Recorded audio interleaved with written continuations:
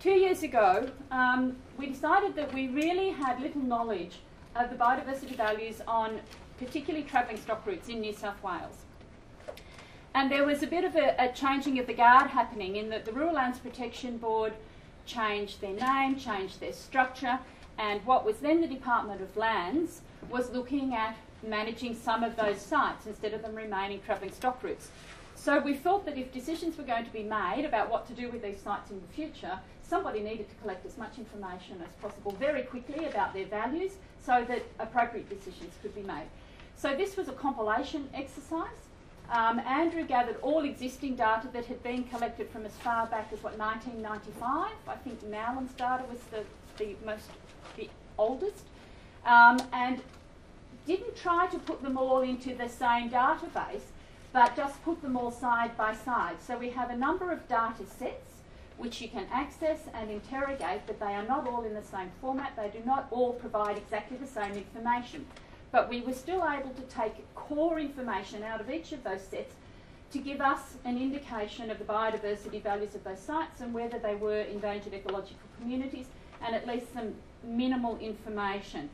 Then we decided that to fill those gaps, the quickest way was to actually go and interview the Rural Lands Protection Board rangers, because many of them had been working on these sites for years and years and years and actually had quite substantial knowledge about the sites. So that has also been added to this data set. Now, it's actually such a useful tool, and so useful that even this person that doesn't know how to use computers very well has interrogated it today and got some information that I'm going to share with you. So what we were doing was identifying the TSRs likely to support box gum woodlands. We were also collating that existing data, as I said, identifying and filling the gaps and making that information available. So that's what we're doing today, is telling you how to actually access that information. So that's New South Wales divided up into what was Rural Lands Protection Boards, and then when we had a changing of the guard and it became LHPAs, those smaller regions were amalgamated into larger regions, which is the red lines now. This is the project area that we gathered anecdotal data from the rangers from and pulled together all the existing data. So it's quite a substantial part of New South Wales. I'm going to give you a couple of examples that Lorraine's pulled together for you. The first one being Coonamble, which is now part of the Central West LHPA. So that's Livestock Health and Pest Authority. So that's the Coonamble area. Now, when we're working in fragmented landscapes, like the wheat sheep belt or the western slopes of New South Wales, these TSR sites provide the skeleton that links all those individual sites together. And you can see there those green lines. The bigger green blobs are reserves, and all the other green lines are actually TSRs.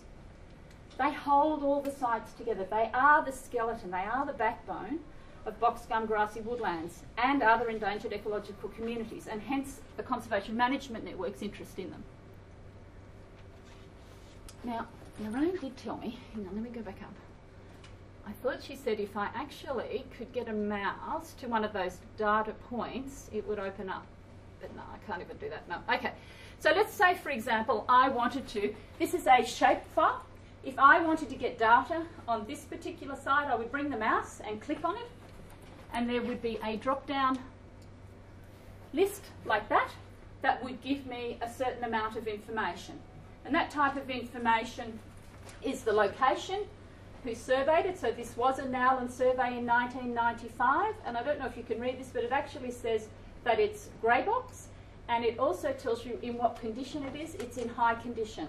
Now there's a whole lot more data that doesn't drop down in the shapefile, but is in the Excel spreadsheet, which you can also access. So I'll show you the spreadsheet at the end.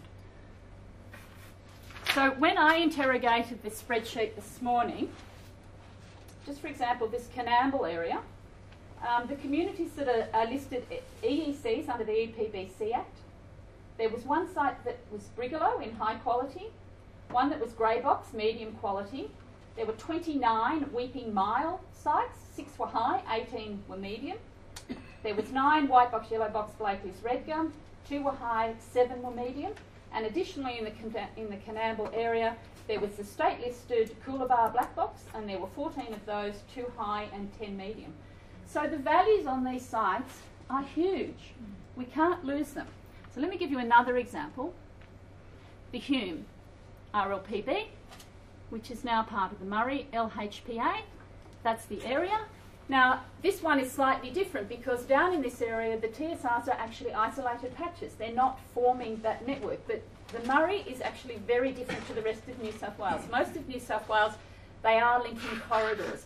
But you can do the same here. You can click on any of those green points and a drop-down list will appear like that, telling you that this information has come from 2 sources here. Scammell, 2009, Alan Scammell is one of the rangers, and he said it was high value. Webster in, I can't read that.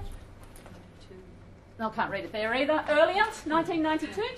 And it's grey box grassy woodlands and derived native grasslands. Both have said it's high value.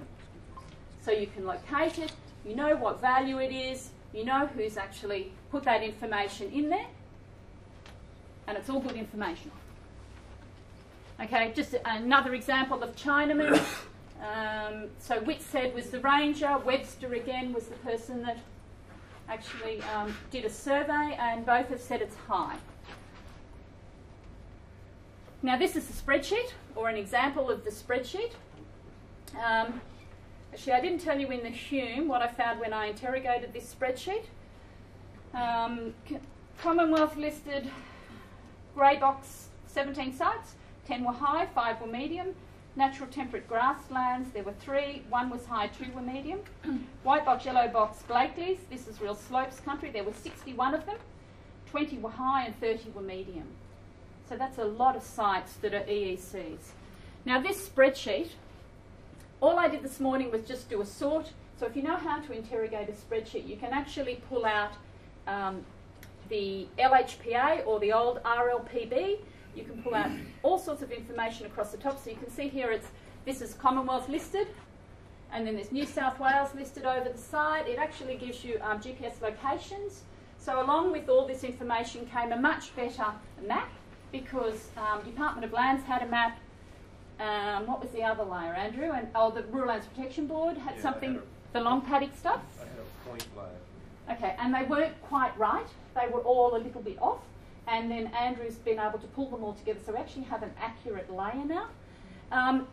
If you don't have GIS and you want to interrogate this information, get one of these, the long paddock book, and use this spreadsheet.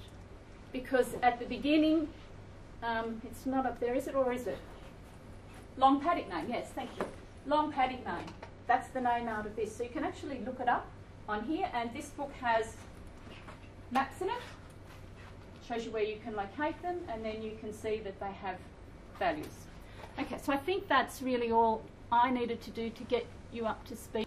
Now, I didn't tell you that the data set and the Excel spreadsheet are all available on the Conservation Management Network website, so that's gbwcmn.net.au, or if you just search gbwcmn, it will come up. So you can access all of that there. DECW will have it on their download site, but it's not quite there yet because we just updated it, updated this information, and we haven't got the latest version up there. So just go to the CMN website for the moment.